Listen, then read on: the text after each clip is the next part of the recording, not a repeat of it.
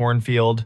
He told himself it was wind in the stalks, nothing more. But the sound had shape, and it carried a tune the way a bottle carries a ship.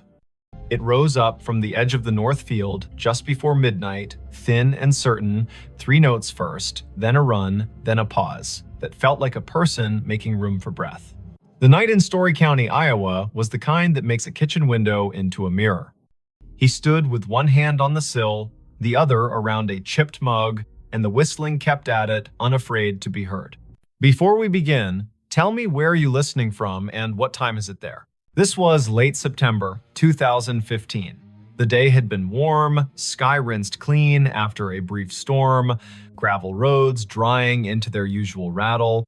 The farm sat a mile and a half south of Nevada, east of the Skunk River, where it hooks like a lazy elbow. The corn had gone that heavy, dull gold that means the grain is ready and the husks are sick of holding on. In the house, the bedside clock down the hall said 11:52. On the porch, a moth bumped the bulb, reconsidered, bumped again. Merritt Dow listened and felt his scalp move, the way skin does when a memory gets up and looks at you. He had heard whistling most of his life, but not like this. His father had been a whistler when he repaired the sickle bar, when he checked the tension on the auger belts. His grandfather, too, walking the rows with a plug of tobacco and a tune older than the tractor. Merritt could place a tune by county if you gave him a night and a jar of iced tea. This one, though it didn't belong to any porch or station wagon, it had the small brightness of a fairground and the old soul of a hymn, mixed wrong on purpose and still somehow right. He set the mug down, pulled on his boots without bothering with the laces, and stepped into the porch light. The whistling came again, 3 notes that stepped down like someone walking off a train. He clicked off the switch. The yard went honest. The gravel drive was a gray river. The corn made its tinny rain sound whenever the breeze remembered its job. To the north, the trees along the fence line held their breath. Merritt had a habit of heading toward curiosity as if it were a calf out past the fence that needed fetching. He took the flashlight from the hook, the heavy kind with a rubber grip, and checked the batteries the way a person checks their pulse. He told himself this was neighbor trouble, or a kid from town testing bravery on a Friday dare. He told himself this was what the night does to grown men when sleep holds them by the elbow and then lets go. He told Dinah, the old collie, to stay. She licked once, turned in a tight circle on the porch rug, and stayed. He crossed the yard, past the big maple that had survived lightning by pretending it hadn't happened, and stepped onto the headland by the north field. The first row took him in like a store's door chime. The stalks were tall and dry, leaves bent into knives. The ground was soft from last week's rain and held his boot prints as if for reference. He waited for the whistling. It came from farther in now, or the rows had changed the way sound bends when it's forced to choose a path.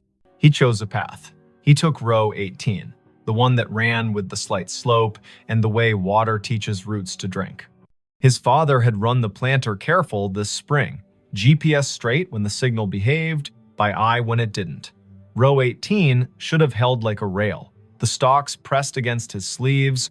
The flashlight beam drew clean wood into the dark leaves, bleaching white, silk like old hair, dirt a puzzle of last year's husks, and this year's pennies of mud. The whistling stopped. He stood still. His breath sounded like someone else's in the mask of leaves. He tasted dust. He listened until listening felt like a rope he had to keep from dropping. Farther north, down toward the low spot by the drainage tile, it started again, only louder, as if the person had turned their head and decided the audience was worth the effort. Merritt moved.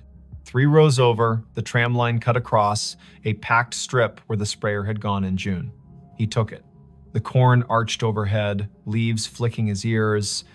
Spiders had slung long theories between stalks. He broke them and apologized in his head. He had walked this ground every day for months, and the ground had said yes like a friend. Tonight, it felt like a cousin, a person who loves you without being sure what to do with you. He reached the low spot.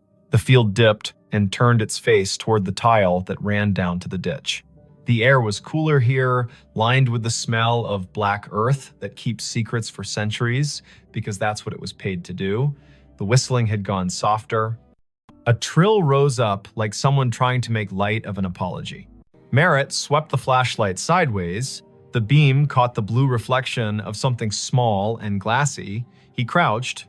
A marble.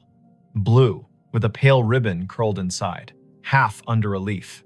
He touched it with one finger and felt the way glass feels when it learned patience waiting inside a pocket for its chance. He stood, and the beam hit another, green this time, lodged at the foot of a stalk. He put them both in his shirt pocket without thinking which pocket meant past and which meant present. "Hello," he said. The field appreciated the effort, if the small answering hush meant anything. He wasn't the kind of man who called out names into a place that did not have names to call back. He was the kind of man who waited and then took one more step, the way you do with cattle that have decided the gate is optional. He took one more step. The ground had a memory. His boots sank an inch, then two. He pulled up. The mud let go with a sound like a low laugh. The beam found a scuff in the soil that wasn't his. It had rained the day before, a polite rain that brightened the world and left. Tracks should be fresh. This mark had a sharpness to it he didn't like. He aimed the light again. The scuff came to a point. Not deer, not raccoon. A toe of a boot slid sideways and corrected because the body above that boot had decided to remain upright. The field held that story and did not mind telling it. The whistling kept on. It moved east. Merritt moved too, allowing the rows to push him into the old waterway nobody planted because it cost more to argue with a ditch than to go around. He hit the bank and paused.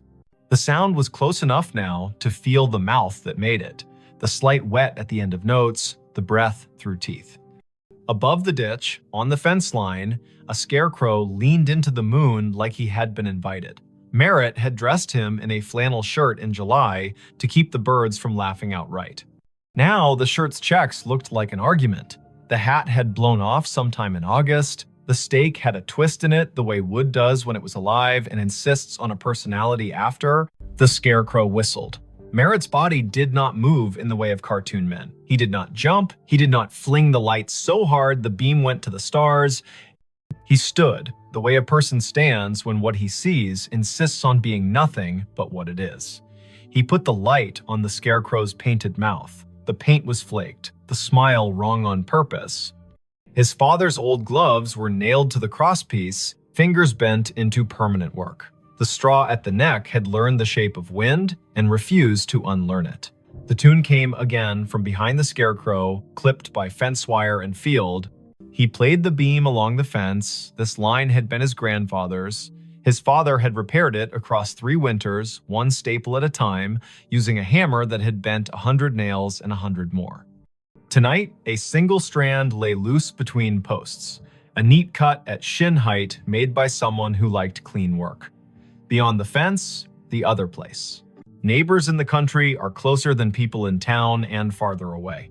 The acreage to the east had belonged to the Kesslers once, then to the bank, then to a man who installed irrigation pivots with a speed that made the county whisper. Then it's Saturday. The pivot circle kept a gargoyle symmetry in the daylight and turned to bones at night. The whistling came from inside that circle, not far, an invitation or a dare. Merritt climbed the fence by habit and dropped into the tall, ragged grass beyond. His flashlight skipped over metal. The pivot tower rose where the corn had been cut early for silage. A ladder led up to a catwalk that had not been used since a summer of drought and cheap diesel. The sky put someone else's stars over everything. Under the ladder sat a cooler the color of a toy, lid askew, ice melted into a cold thought. 2 bottles lay on their sides. The labels had lost interest in staying on. He touched one. The glass was warm, warmer than the air deserved. He called out again, a different word this time. Friend. The whistling answered with the same run of notes. He followed the sound around the base of the pivot. His light found Cobb's nod down to the spindle by raccoons with principle. He found a folding chair with only 3 of its 4 screws willing. He found a playing card gone into the dirt, face down forever. He did not find a person. The corn from the other side rustled, a polite cough. He turned. A taller shadow leaned out from where 2 rows had been pushed apart. The flashlight found denim, boots, the hem of a coat cut square. A hand. The skin had the tint of rural men, year-round, sun-washed, wind-scoured. The fingers were long and still. The hand did not wave. "Evening," Merritt said. He stepped closer. The shadow stepped back. The hand slid into the rows, as if hiding from a photograph. The whistling receded down an aisle of stalks, clean and straight as a hallway. He went after it. Later, he would say he never chose to follow, and he would not count that as a lie. The rows insisted. The sound invited. The night did what it always does when a person leaves a safe light and enters a place built to fit bodies only one at a time. It made a mouth and decided whether to swallow or to speak. The field spoke directions in leaves. He followed until the path tried to teach him regret, and his feet refused to be taught. At the heart of the pivot circle, the ground sank another foot. He stumbled once, caught himself against a stalk so dry it cut his palm in a clean straight line. He swore, quietly, with vowels only.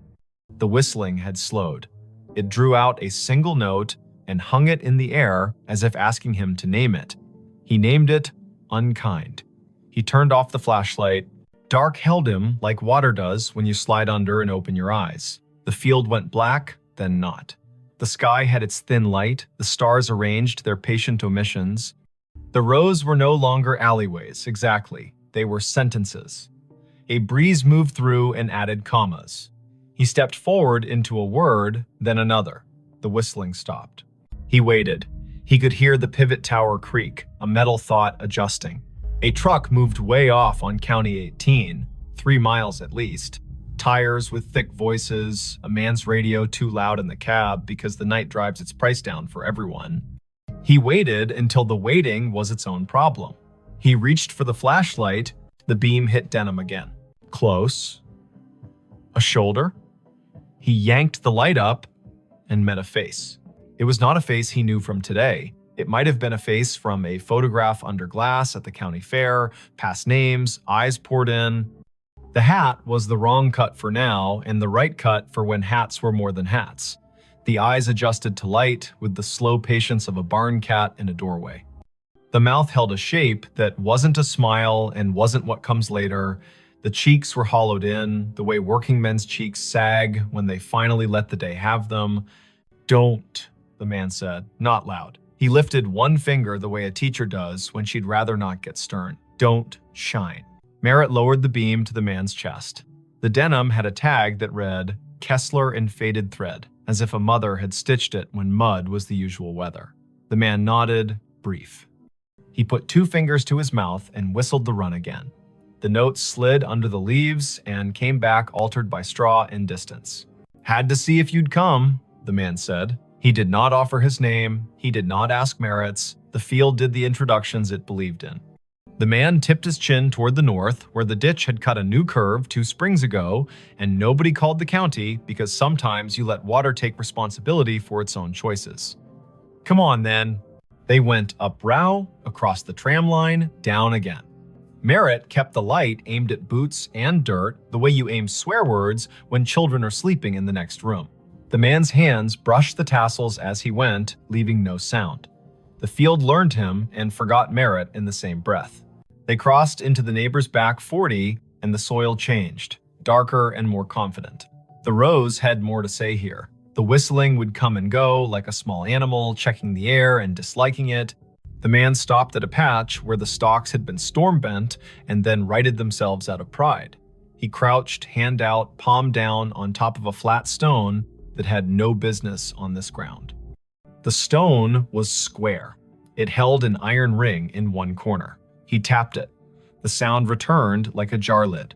"Used to be a storm door," he said. "For the root cellar. They built the house up there." He flicked his eyes toward where the stars thinned and the silhouette of a ruined chimney picked its teeth on the horizon. "Tornado took it in '54, you know that." Merritt nodded. He had heard the story. The county leaned on that year. It changed the way people believe in roofs. 3 days after, the man said, setting his palm to the stone like a pledge, "My brother thought he heard whistling here. We believed him because he was the kind of boy who told the truth, even when it meant he had to walk back and fix something. He followed it. Everybody followed it. Men with boots and women with cakes and ropes and tubs and a feeling of the back of their necks being breathed on. We pulled the stone up, we brought lanterns. It goes under like a snake down there. The cellar does. We didn't find anyone. No boy, no breath. Just apples rolling, because that's what they do when people die. Things keep their job anyway. We closed it back up. Weather put a shoulder on it. And now, he stopped. The whistling came, this time from under their feet. It rose up through the stone like a trick, thin and mean and a little proud, a tune that went square, then wandered off the edge. The iron ring shook against its socket with a burr. Merritt felt the hair along his forearms ask for a vote. Now, the man said, it calls people here when it's time. He put his hand on the ring. I'm tired of it calling people here who are not me. He lifted. It did not rise much. The hinge had rusted itself into religion. The man looked at Merritt, not pleading, exactly, not persuading. He looked like a person offering you the end of a sentence the world has been running too long. Merritt set the flashlight down on its base and got his fingers under the corner. The stone was heavy-hearted, more weight than mass, the kind of weight that comes from being asked to hold back a story. They lifted together. It rose an inch, then two. It settled on a ridge of broken brick. The smell answered before the dark did. Apples, old and bitter, work that had gone on without supervision. Cold earth that had kept promises by crushing them. A draft moved across Merritt's knuckles. It took his body down a list to be sure each part remembered what stand means. The whistling ran up inside the gap and out. It had volume now. It wished it had a throat. It would have stopped if someone had blessed the night right then and said, go on to sleep. No one blessed the night. Merritt and the man held the stone a second longer, then eased it down onto a stick propped like a tired knee. The gap held. The dark inside threw itself at their eyes and bounced back, patient. They did not aim the flashlight in, the man would not have it, and Merritt knew enough to trust someone who belonged to a place this much. They listened instead. The whistling ran its tune twice, then twice again, and each time the final note sagged, as if asking someone to let it lie. Why me? Merritt asked. He wasn't offended by the question. He wanted a reason that could wear a hat. You were the one who heard it honest, the man said. You stayed at the edge of your field as long as you could and still came. Some men run because they want a story to tell about themselves. You came because you wanted to know who to go fetch. Merritt shoved down the part of himself that softened at that. He bent, slid his hand into the gap until his fingertips touched the dirt at the lip. It was cool, the way a basement never loses January. He searched by hand, careful for glass. Nothing but pebbles in the slow grind of last century's lessons. The whistling faltered. It shortened itself and became 3 notes, those 3 notes he had heard at the kitchen window, the 3 his father had bent into the radio between ballgame innings, the 3 his grandfather had used to call a dog that never needed calling. He withdrew his hand and stood. The man had his head down, listening as if his bones were the receiving equipment. He began to hum, not the tune, but a harmony low and uninsistent. The whistling slowed. The cellar air came up wetter than before, fouled for a second by something like breath, and then clean. The whistling stopped. They waited a full minute, then another. Merritt counted, slow, as if a child in a tent had asked him to promise monsters were on vacation. The ground under the stone was a fact again. The man let his harmony stop, the notes settling like a bird on a line, and then choosing not to stay. He knelt and pulled the stick, and the stone met its ledge with a sound like a chest closing. Sometimes, the man said into the calm, it wanted an argument. Sometimes it wanted somebody from back then to say his name and make a promise. It wanted a mother crying on the dirt. It wanted men with rope because rope makes everyone feel helpful. Not tonight. Tonight you came and you didn't carry any of that. You just listened harder than the field wants you to. That's enough. They stood together in the rows until the night got bored with them and went to do what the night does in other places. The pivot sighed and remembered it had bearings, not opinions. The ditch water moved on its way, not fast, not slow, never wrong. A coyote put a sentence into the air and another answered, and both sentences agreed to end where they did. The man tipped the brim of a hat he wasn't wearing and turned back into the corn. His boots made no more sound than a thought that knows its limit. Merritt found his way to his own side of the fence. The cut strand had not healed. Fences need hands. He climbed and dropped into dirt he had paid for with 3.5 decades of rain and frugal Sundays.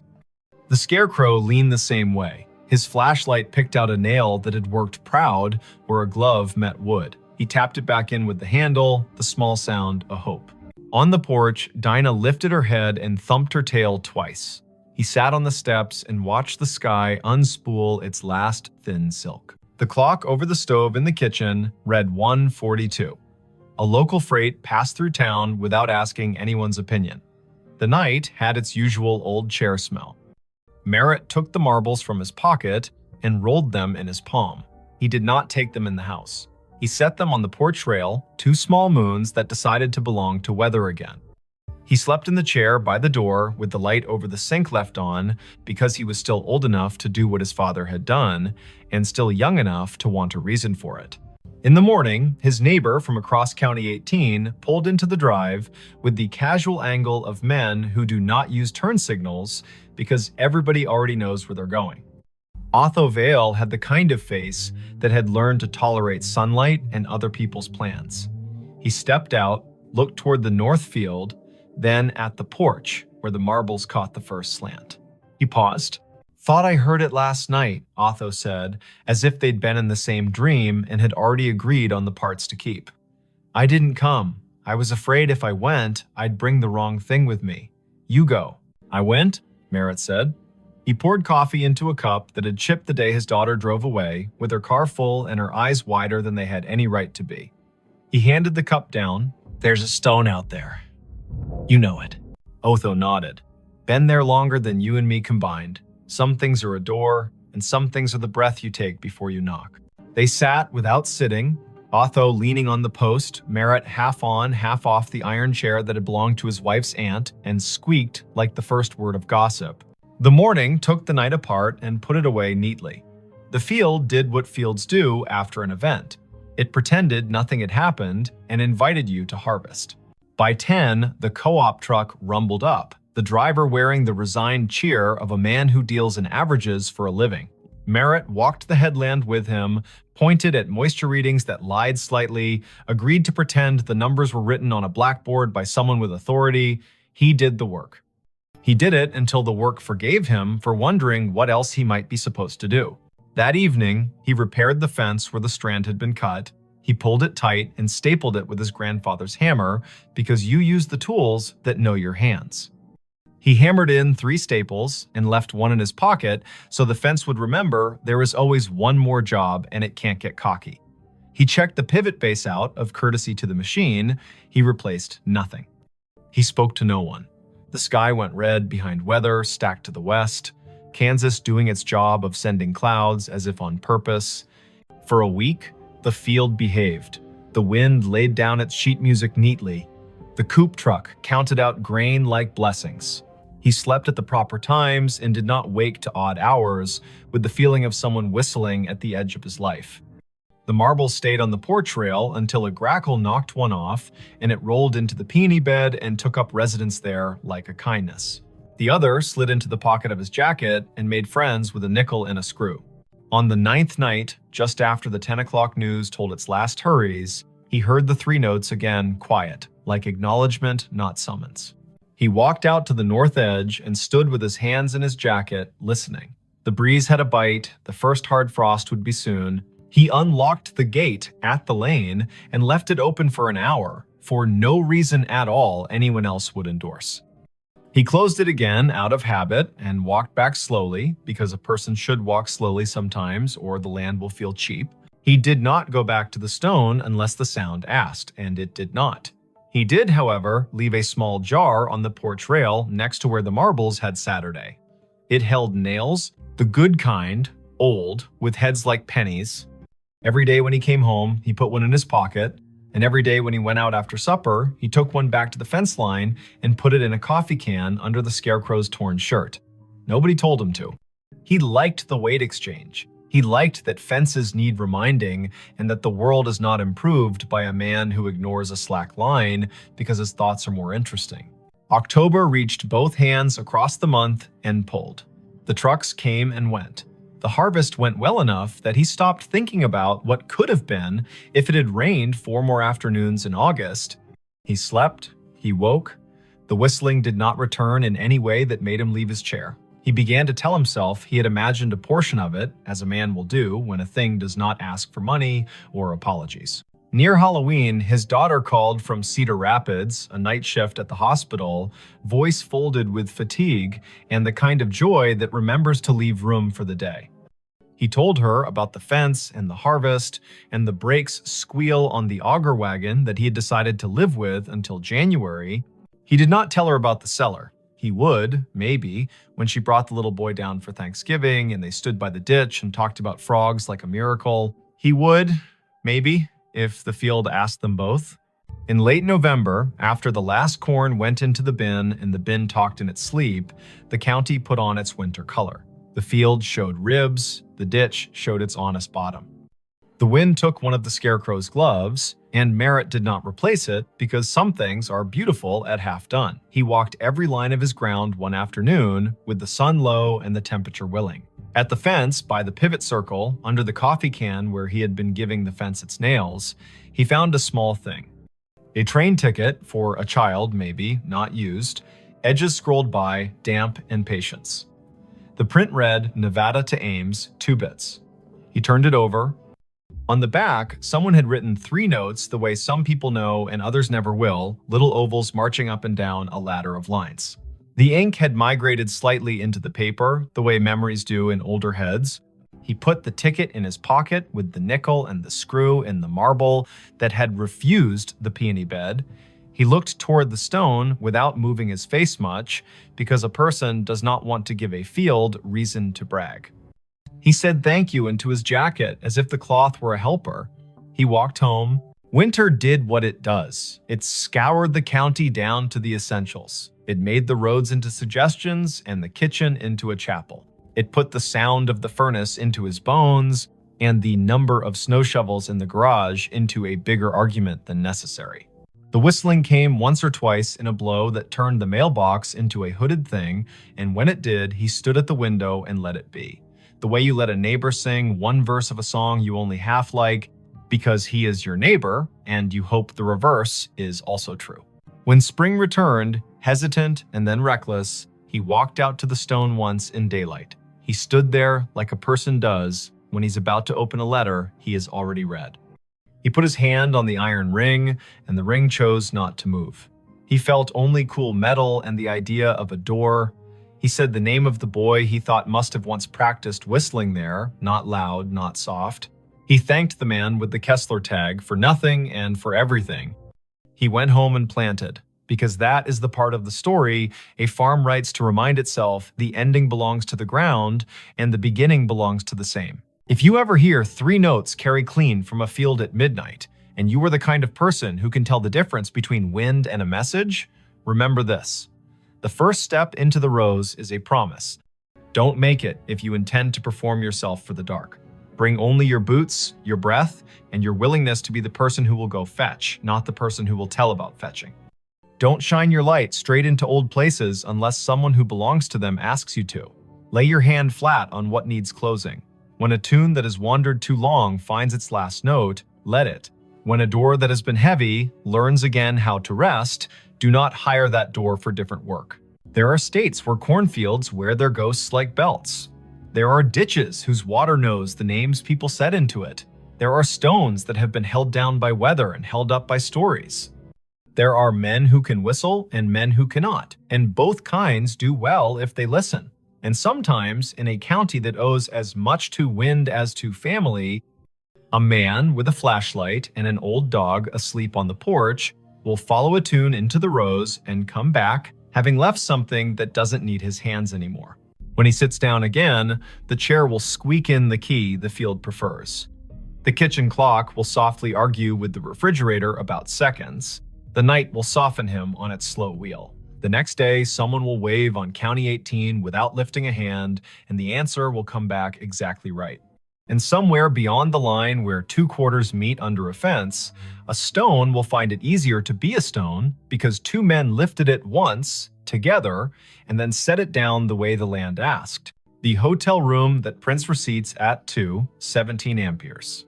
M. The first night, the receipt printer woke her. It coughed once in the dark, warmed its little brass roller, and began to spit out a strip of thermal paper that glowed faintly like a cigarette behind cupped hands.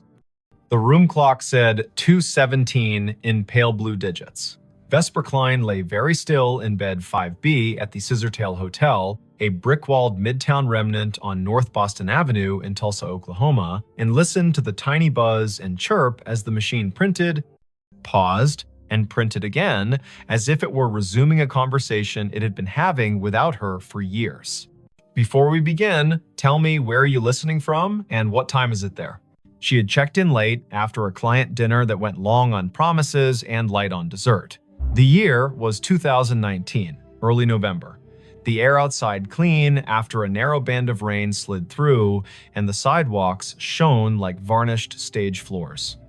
Vesper was 33, a freelance systems tech who patched networks for small hotels that couldn't afford to be down and couldn't afford to hire someone full-time. She traveled with a canvas tool roll, a spare router, a zippered pouch of adapters that looked like a magician's deck, and a mug with a hairline crack she liked to think of as its signature. The Scissortail was her kind of place. A lobby with a brass bell that had learned restraint, a front desk shelf of paperback mysteries for the taking, a night auditor who watched the door like a friend watches a house while you're out of town. He'd been the one to hand her the keycard and the 2-page Wi-Fi map, Quill Penner, printed on a plastic badge, as if the name might be borrowed for the night. Night auditors aren't chatty by design, but Quill had leaned forward when she asked for the room farthest from the elevator. He'd said 5B is quiet most of the time, then paused, weighing whether to add something. He didn't. He pointed at the coffee station and said, "The cinnamon packets are the good ones." The printer sat on the desk under the window, small and stubborn, the kind of ticket machine you see in diners and old theaters. No USB cable trailed from it, which made Vesper grin in the dark because devices without visible leashes are both a challenge and a dare. The narrow receipt paper advanced in 2-inch bursts. The room smelled faintly of dust and citrus, the ghost of cleaning solution, and something else warm plastic maybe, or the metallic tang of heat on a coil. She slid out of bed, toes finding the rug, shoulders remembering every winter morning she had reached for her hoodie before her thoughts. The window showed a slice of downtown in sodium yellow, a parked truck with a tarp that breathed a little in the wind, a streetlight haloed just enough to be kind. She stood over the printer and watched it work. The top of the fresh strip read guest ledger at the margin, then a line of text that made her blink. Check-in, Harlan Row, rate $14.50, room 5B arrival, the 12th of October, 1958, comments, 2 pillows only. The paper was unbrowned, the font bold. She knew thermal stock fades to beige with sunlight, goes blotchy with time, and curls if you leave it near a vent. This looked new, but the data was from a year you had to say out loud to make it believable. The printer hummed again and produced another line. Check-in, Odetta Meyer. Rate, $12, room 5B. Arrival, the 4th of May, 1957. Comments, traveling with songbooks. She tore the strip and laid it flat on the desk, then pressed a finger to the cool plastic of the printer, as if touch might confess what the eye couldn't. The machine did not shake. It simply waited, polite as a clerk, with more to say. At 2:23, it stopped. A little green light near its only button winked twice like a made-up code. Vesper set the paper on a coaster, lay back down, and stared at the ceiling where the streetlight's slatted glow made a grid like a rehearsal. In 2 minutes, the heater clicked, the mini-fridge answered with its own throat clearing, and her body did the sensible thing it does when a problem cannot be solved and the hour is improper, it slept. Daylight always rationalizes the night. Vesper showered, dressed, and went downstairs with questions arranged in her mouth as if they were items on a parts list. Quill stood behind the desk with a pen balanced across his knuckles like a small seesaw.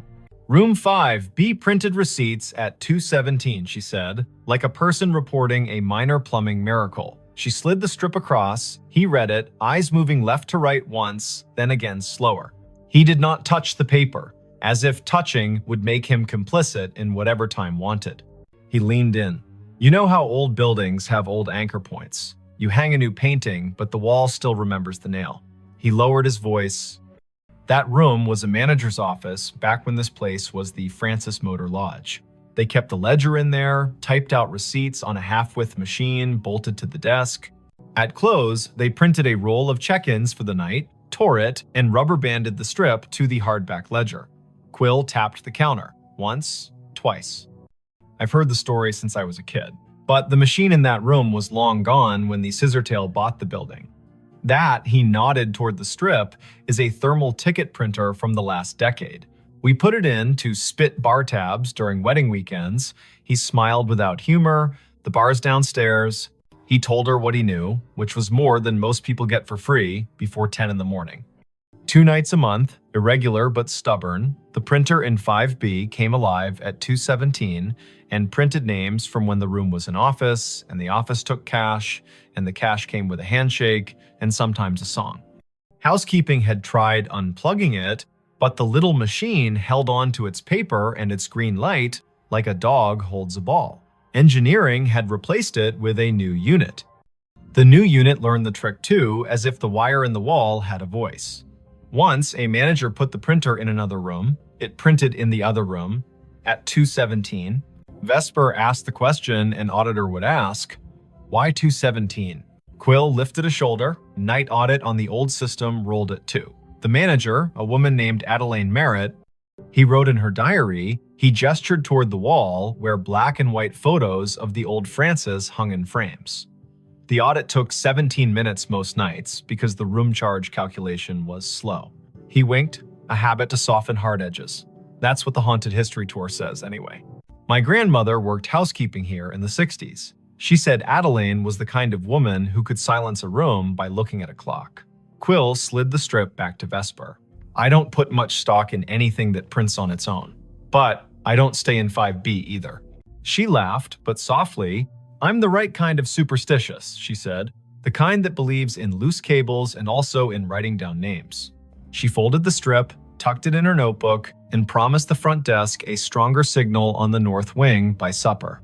Work made the morning sensible. Vesper crawled into the equipment closet on 5, balanced her laptop on an inverted bucket, and watched packets move in tidy lines across her screen. The Scissortails network roamed like a polite guess slow if you needed it to be fast. Fast if you weren't asking. She pushed a firmware update, tuned channel widths, stood on a chair to re-angle a ceiling antenna the way you point your head to listen better. Lunch came from a food truck with a chalkboard menu and a line that made the air smell like cilantro and good intentions. She ate on the loading dock, the sun finding her cheekbones and telling her to stop worrying about things no one pays you to worry about. The second night, the printer coughed at 2:17 on the dot. The room's clock, which she had not trusted since it flashed 12:12 after she plugged her phone charger, matched her wristwatch exactly. The printed strip listed names again, 5 this time, each with a rate that made the era plain. Miguel Corrado, Della and Sten Bay, Bellamy H. Cross, Traveling Sales, G. Whitlow. The comments field sometimes added a phrase that felt like a quotation. Traveling with songbooks, baby sleeps light, keep the radio low. She tore the strip and laid it beside the previous one. The heater ticked its approval. She sat cross-legged on the rug, laptop open, the printer's power cord draped across her thigh. If it's a room ghost, she murmured, it should ignore me. If it's a network ghost, I may as well listen. Her laptop saw the printer as a simple thing on the subnet, a networked ticket device with a default login and a queue history that should have been empty and wasn't. Vesper scrolled. A job log rolling back months logged exactly 2 entries each night with the flag source, Legacy. Someone had written a silly little module into the Scissortails aging property management system, a module that echoed old file structures for nostalgia tours during October. She'd seen that kind of thing done for fun. But this module contained descriptors she didn't recognize. Ledger spool, carriage return key, ribbon jam. These were words from a different machine. The audit program triggered at 2. The ghost queue called itself at 2:17. She checked where it pointed. The path wasn't a path, it was a device ID that didn't match any modern naming scheme. She pinged the device. No answer. She traced the MAC. The vendor code came back to a company that died before the internet had central registration. That made her skin feel too tight. In the morning, white coffee cups clacked, and the lobby television played low, the weatherwoman pointing at a band of storms where storms like to form. Vesper asked Quill if there were schematics for the old building. He pointed to the office behind the desk. Ground plan framed on the wall. Maybe useful. The hotel had been 2 buildings stitched at the seam. The Francis Motor Lodge on the east, a narrower annex that used to be a savings bank on the west, joined by a flyover corridor at 3 and a clumsy arch at 5. Room 5B sat where the old bank manager's office once had been, according to a penciled note at the edge of the plan. There, a scrawl, printer niche, in lighter pencil, spare line to basement.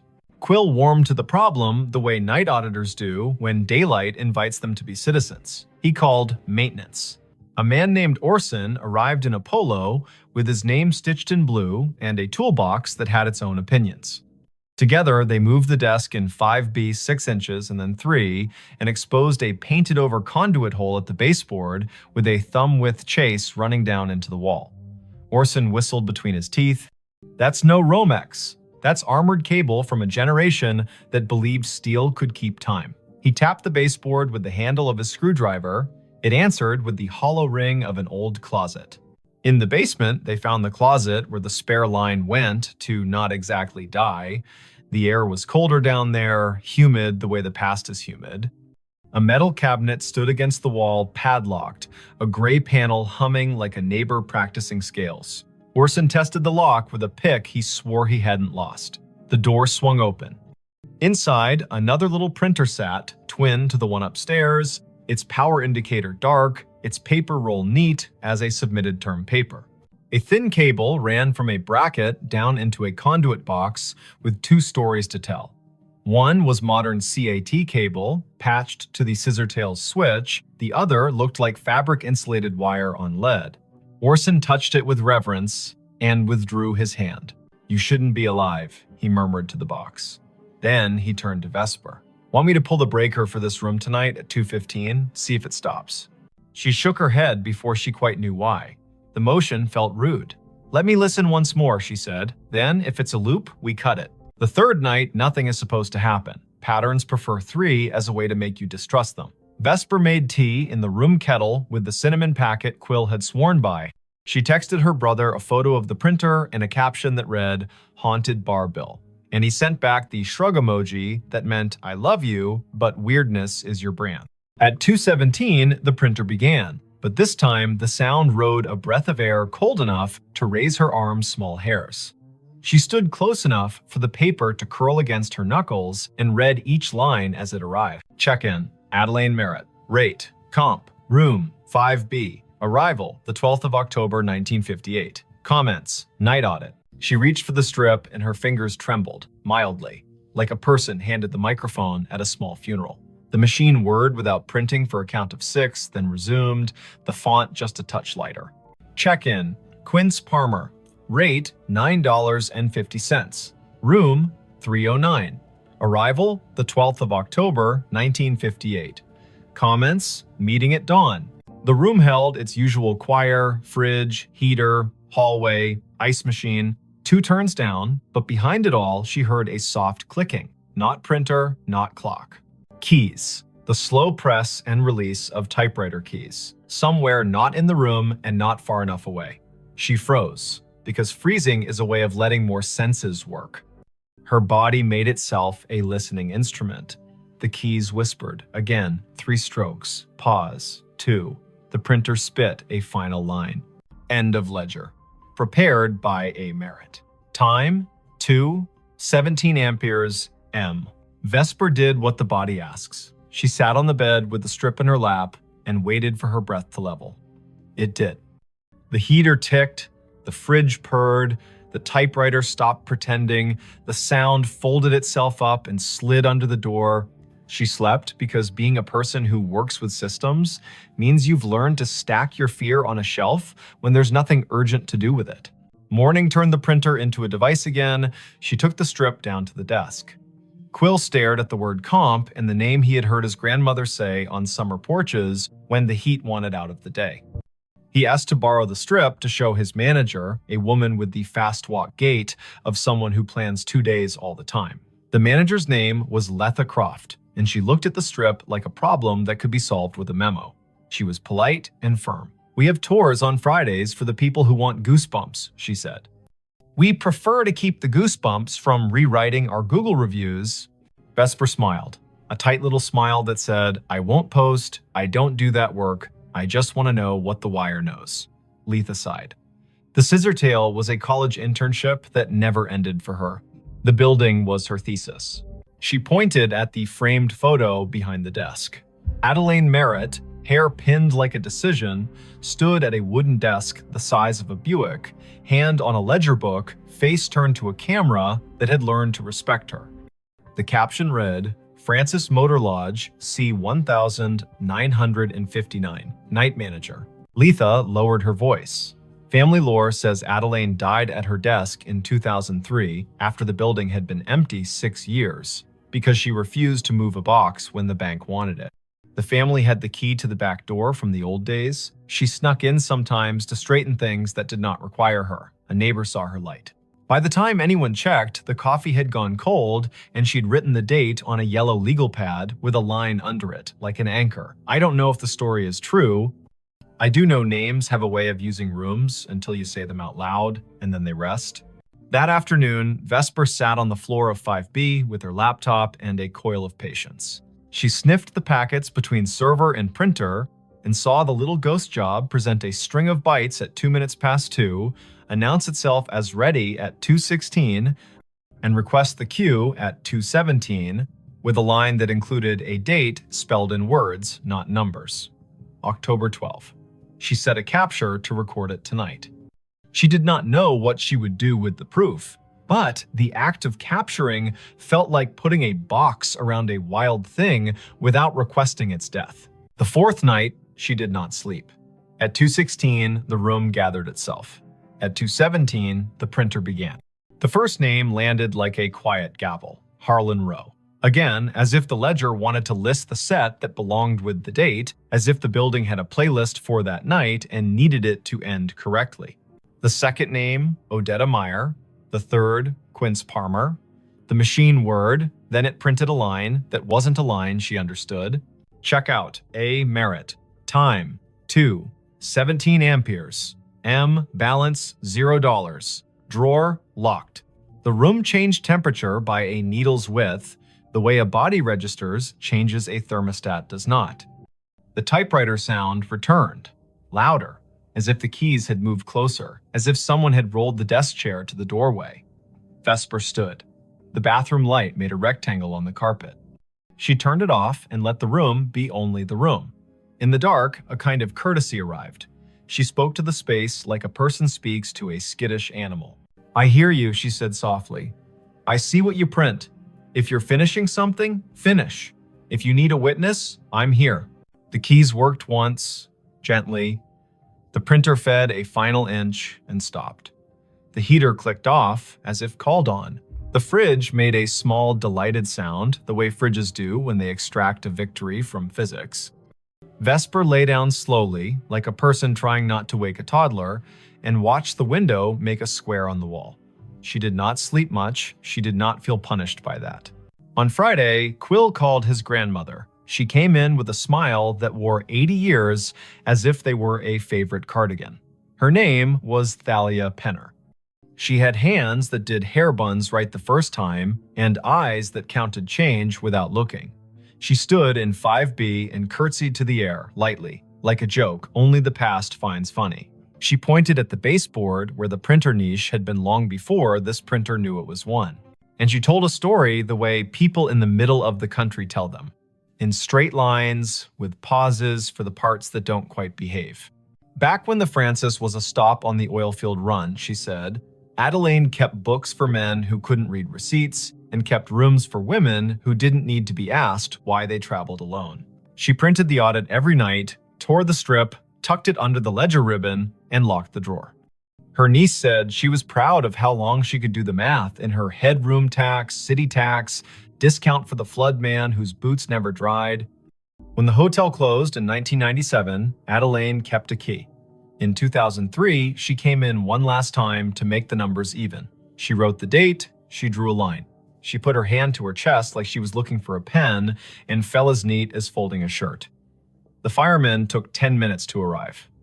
I put flowers on the door, and then the bank put a new lock on the door, and then time put dust on the lock and years on us all. Thalia reached out and touched the printer as if it were the hem of a dress in a department store window. Adelaine believed in drawers that closed, she said.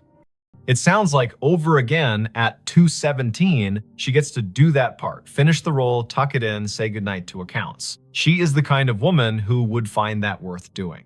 Vesper spent Saturday building a workaround that no manager had asked for and no ghost could be fooled by. She pre-programmed a rule in the printer's network profile. At 2:16, the device would capture its own print job to a text buffer and email it to a special address she made for the Scissortail historian. Proof for people, paper for the room. At 2:15, she and Orson stood in the basement closet like two burglars having second thoughts. Orson touched the breaker switch. He looked at her. She did not nod. He did not flip it. Upstairs in 5B, the printer coughed, purred, and worked. Down here, the old gray panel vibrated, soft as sleep. At 2:20, Vesper's email pinged her phone with a single message. Subject, ledger. Body, 3 lines. Names, rates, the comp, the sign-off. Prepared by A. Merritt. Time, 2:17 amperes. M. She did not sleep that night. She didn't mind. She lay on the bed, hands behind her head, and watched the room recede from what rooms are in daylight containers, shelves, angles, and become what rooms are when you let them be churches. Limits, repetition, silence between notes. She thought about drawers, about the way her work was mostly closing things in the right order so strangers could open them and recognize what they saw, about how a hotel is a machine for forgiving you for not being home. On Sunday, she checked out. She left a thank you envelope at the desk with Quill's name written in neat engineer's block. In it, a printout of the email rule and a small drawing she'd made of the baseboard hole with an arrow labeled here, "The wire remembers." Quill held the envelope like it might be heavier than it was. Letha met her at the door. "I can't exactly put this in a maintenance request," she said, meaning the week Vesper had just spent listening to a machine be more honest than any of them owed their jobs. "But I can tell you what we can do. We can frame a copy of your email in the staff room and call it the drawer letter. We can show it to anyone who works past midnight and forgets that ending is a kindness. We cannot run a Halloween promo in 5B because some stories don't belong to customers. We cannot unplug the thing that works for someone who isn't here anymore." Vesper smiled. That's more than most places do for the living. She drove out of Tulsa with the radio off, south, then east, then north again, the planes rolling around her like a low lullaby. She stopped at a gas station where the coffee was too strong and therefore perfect. She called her brother to tell him a story with no real twist and therefore true. She didn't say the name of the printer because sometimes a tool deserves privacy. She didn't say the name of the woman who closed drawers because she had said it enough. She didn't say 2:17 because she had learned to say it in her head as a kind of vow to be kind to the people who work at that hour. Months later, back in Tulsa for a different job in a different building, she walked past the Scissortail one evening just before Christmas when the lobby held a neighbor party. A small tree wore strands of tickets in place of garland bar tabs printed for fun, red inked with dates and little notes in flare pen script. Quill waved from the desk, a Santa hat angled to keep his dignity. Letha stood by the fireplace talking to a city inspector whose expression said he had learned to sleep at last. On the stair, a woman in her 50s, adjusting an ugly sweater, looked at Vesper in that way strangers sometimes look at one another, as if they had agreed to be in the same hallway before they were born. Vesper stopped in for a minute. She drank cider from a paper cup. She left before anyone could ask for a funny story with a good ending. She slept at a chain hotel by the interstate where the printer in the lobby spat bills for bottled water and where midnight meant nothing in particular. At 2:17, she woke and smiled at the ceiling, not because any machine had called to her, but because she had trained her body to stand witness for a time that belongs to other people. She poured water into a glass and listened to the small sound it made when it met the bottom, hollow turning to full. She said the name she had been given as if returning a borrowed book. She slept again.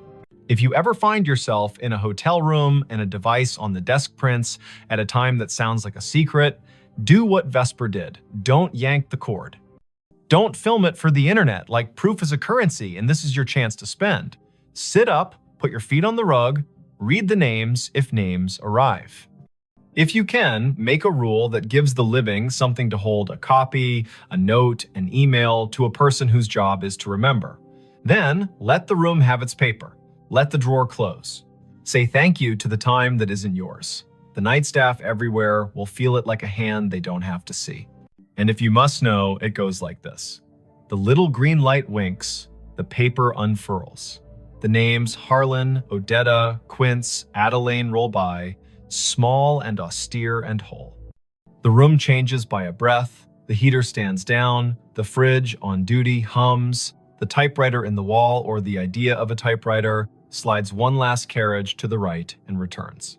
The drawer locks. The ledger for that one night balances again. You will not have been asked to fix anything. You will not have been asked to believe.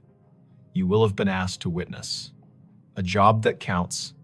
When dawn smears light along the window, when the city yawns and rolls, when the night auditor hands the keys back to daytime and goes home to sleep in a room with a plant that knows their voice, you will have been part of the smooth that makes this complicated world possible.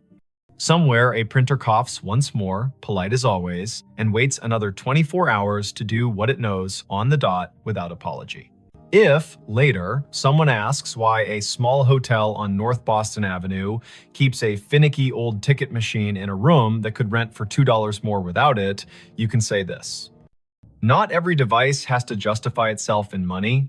Sometimes a machine is a ritual. Sometimes a ritual is a receipt that proves someone was here and did their work and went to sleep. And sometimes, at 2:17 in the morning, a woman who once locked a drawer she loved gets to do it again, which is as reasonable a reason as any you'll hear for anything that persists in this country, shaped by roads, rooms, ledgers, and the soft insistence of people who finish what they start. The call came in on a Tuesday at 4:32 in the afternoon, late October. The sun already sliding behind the Blue Ridge, so the hollows of Shenandoah darkened early. Ranger Aislinn Keats was parked at mile marker 47 of Skyline Drive, just north of the Rapidan turnoff, a paper cup of station coffee cooling in the cup holder, and her radio tuned to the quiet channel they used for backcountry check-ins. The speaker breathed. Static arranged itself into a voice that did not sound like any of her crew. Before we begin, tell me, where are you listening from, and what time is it there? Aislinn turned the volume wheel a notch. Out the windshield, the ridge was drawn in crosshatch, oaks and hickories going copper, the sky a pale thing you could scratch with your nail. The voice came again, precise, as if it were reading off a card. Fox Hollow base to any unit on the east slope, child missing, male, age 8, name Harlan Whitcomb, last seen near the Old Stone Spring House above Corbin Run, weather degenerating, Hurricane Hazel expected to push in, winds rising, request all available, time is 16:30, October 14, 1954. The radio clicked off into snow. Then, faintly, the same message, identical down to the breath before the name. Aislinn stared at the handset. Their base was called Piney River Dispatch. Their tower names were Pinnacles and Hazeltop and Big Meadows. No one in the park had used Fox Hollow for decades. Her training cracked its knuckles. She keyed the mic. Piney River to unknown unit. Say again. Who is calling Fox Hollow base? Silence laid itself over the car like a thin blanket. Beyond the glass, a crow moved from one bare snag to another as if demonstrating a diagram. The wind was a steady push from the southeast. Hazel. The word gave the hairs on Aislinn's arms ideas. She stepped out and let the door swing shut. The air had that warm edge you get before a storm that started somewhere else. Leaves chased each other along the asphalt, then lay down. In the trunk lay her day pack, a spare radio, and a copy of a paper map creased along the places everyone folds them. She slung the pack, checked battery levels, turned the spare to scan. The main radio kept its sulk.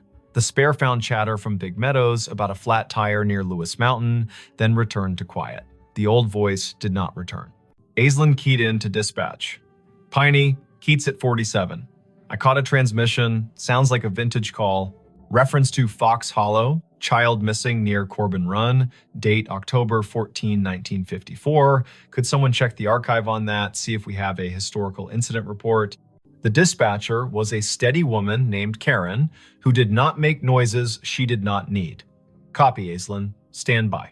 Aislinn leaned on the hood and looked east, where the hills tumbled like knuckles, all green and copper and shadow. She had worked Shenandoah 5 seasons. She knew the way the ridges spoke when you asked them right. She also knew radios lie sometimes, bouncing off ducts of temperature and skipping across layers of ionized air like stones. She had heard voices from fire towers that had been torn down before she was born, and a farmer yelling to his brother on a frequency no longer assigned to anyone. She had never heard a date pinned to a hurricane whose name lived in the county's memory like a scar. Karen came back. We have a typewritten Keats, Incident 1954-H, filed at Piney River. Hurricane Hazel, multiple rock slides, a missing person in the Corbin area, that name you gave. It is a cold file. It does not say recovered. I repeat, not recovered. No remains located. Not closed. Aislinn pressed the radio to her shoulder until the plastic complained. Copy. Can you send scans to my phone? I'm heading down to the Corbin Run access. If anyone else is close enough to meet, let them know. There was a pause, a little breath that was not static. Karen's voice softened a shade, the way people do when the past finds a way to ask for your time. Sending now. Watch your footing, the trails are a mess of marbles with the leaves down. Want Dupre from Hazeltop on, stand by. Affirmative. Aislinn slung the pack across her back and looked once more at the ridgeline. A truck from Fleet rumbled past, the driver lifting 2 fingers off the wheel in that rural benediction.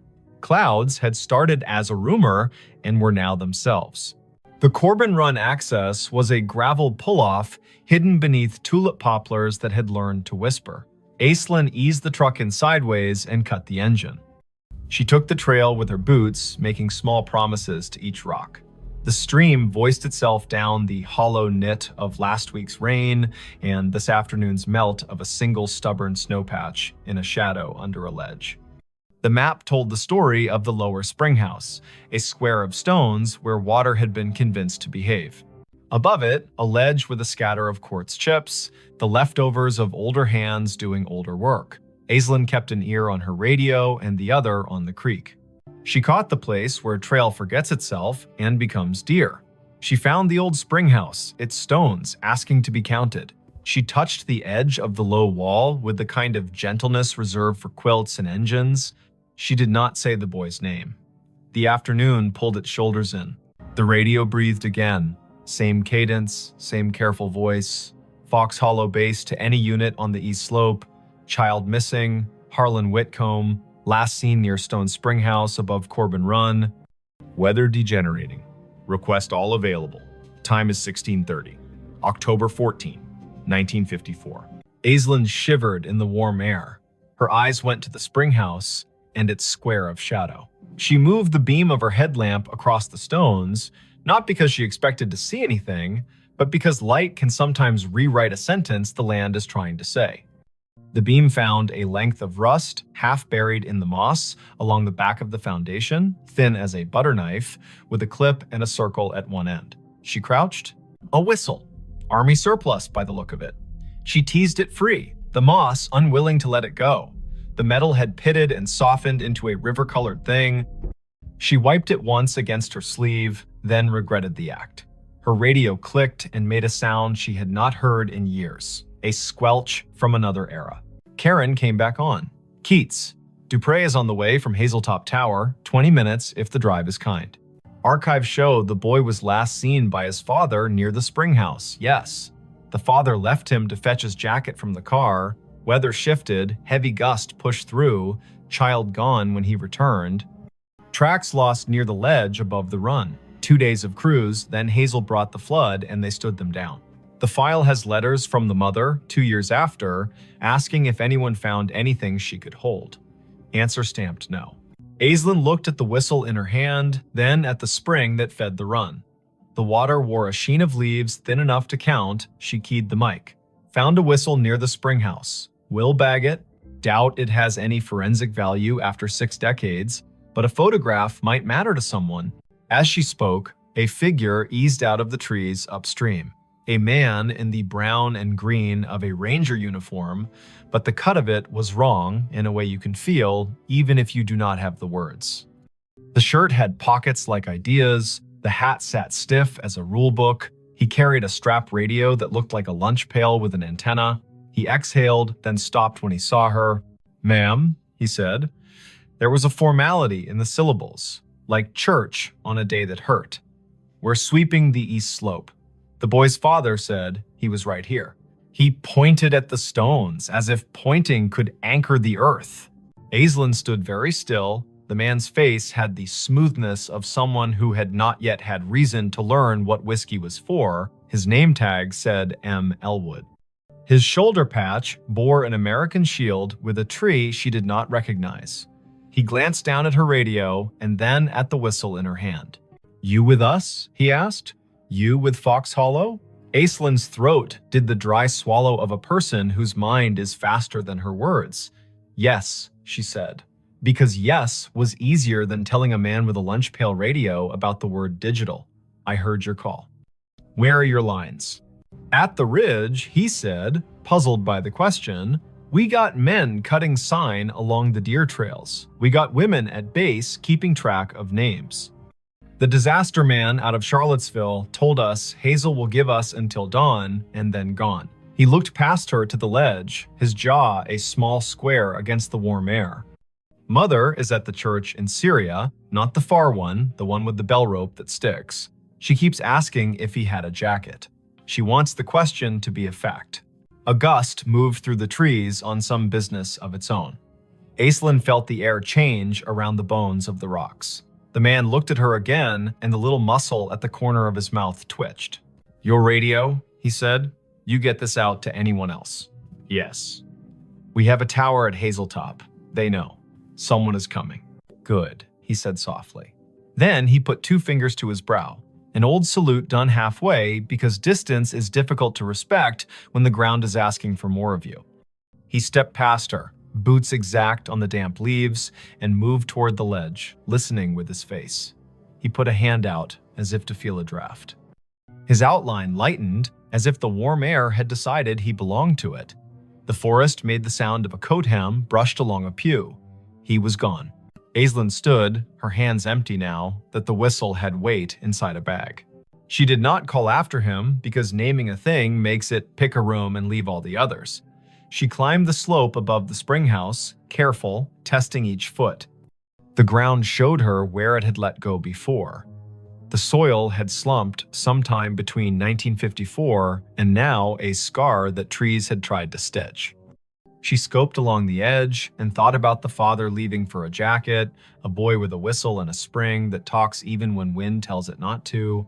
Dupre's SUV nosed into the pull-off as the last of the light left, and the storm made its speech. Jericho Dupre had shoulders like a doorframe and a way of stepping onto ground as if asking permission. He carried 2 headlamps and a calm that turned wind into a task rather than a threat. "You heard it too," he said, by way of greeting. "I did, twice. Then it came again down at the spring house. I found this." She held up the bag. The whistle swung on its string, dull as an old firmament. He took the bag and looked as if it could tell him how to think. He listened. The wind pushed down the hollow. The radio hissed, then thought better of it. He nodded at the ledge. "If it were mine to write," he said, "I would say, slip." The file says, "Gusty before Hazel." A child with a small sense of infinity walks the line twice to see if the sound changes along the water. It does. He steps where the deer stepped, and the hill remembers it owes the river a favor. Aislinn told him about the ranger with the lunch pail radio. Jericho had been in the park long enough to have a story for everything and to respect none of them fully. Fox Hollow was an unofficial name for the old maintenance yard near Syria in the 50s. He said, the way a person does when they are agreeing with the possibility of a ghost to be polite. There is a cinder pad there with the marks of 4 posts, like a tower. The radios would have been handsets the size of a Bible that could make clouds sound like news. People back then wrote reports thick with nouns. They did not trust adjectives unless a man had bled. He held the bag with the whistle for an extra breath. He set it in his crew pocket. They searched until rain made the ground decide to be a different kind of ground. In light from their headlamps, the trees stood at attention, counseling caution. They ran a short line grid above the ledge, more to be able to say they had used the dark well than because they expected the earth to give up a long-ago truth for free. At 9, the radios called them home before the lightning made the argument personal. Karen met Aislinn at the office with a printout. The file had been scanned, crooked, and the edges were black, where the copier had tried to keep history from fraying.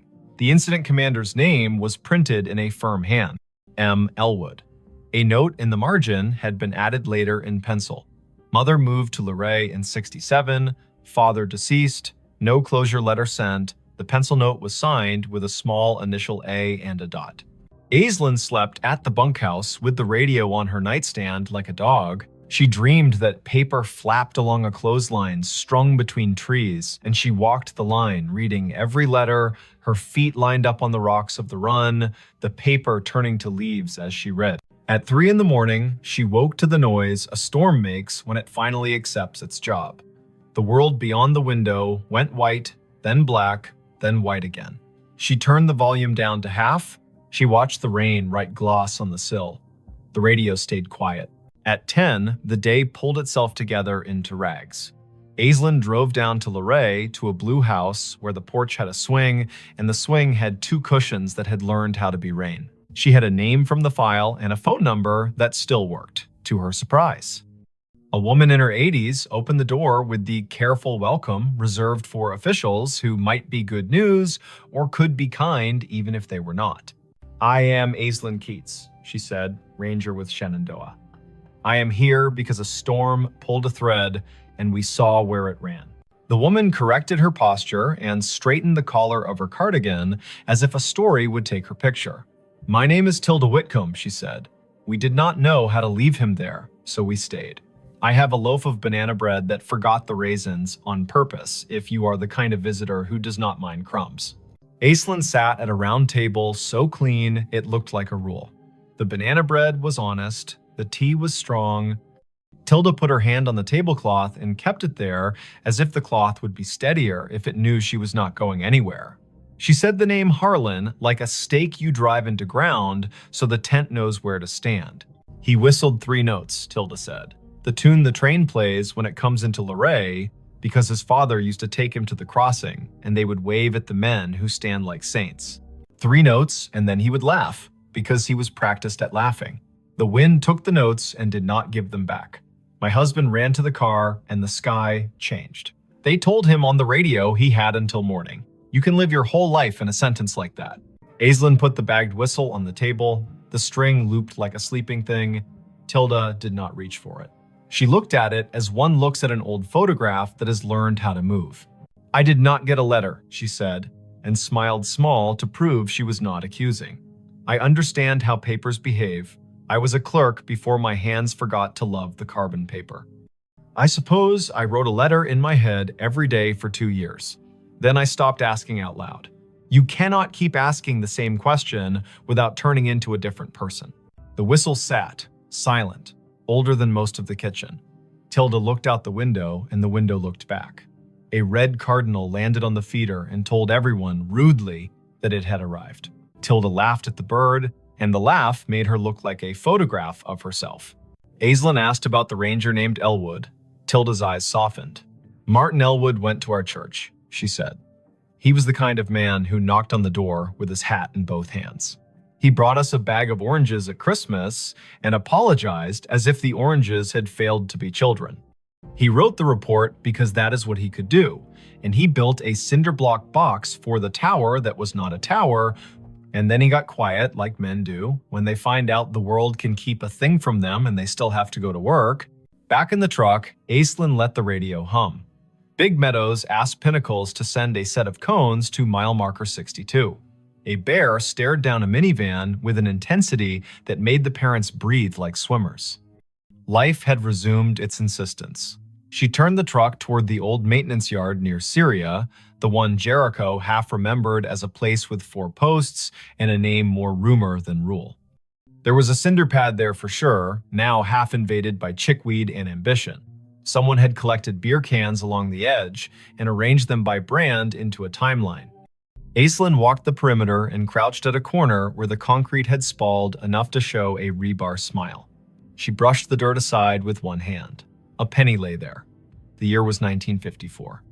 She laughed, because a park and a story will sometimes give you too many symbols and you have to choose which to be corny about. The wind rose toward evening. The radio stayed in this decade, obedient and dull. Aislinn drove the ridge road, watching the color slide toward Bruce. Back at the office, Karen handed her a thin envelope with a stamped return address that made Aislinn's scalp feel like it had learned something.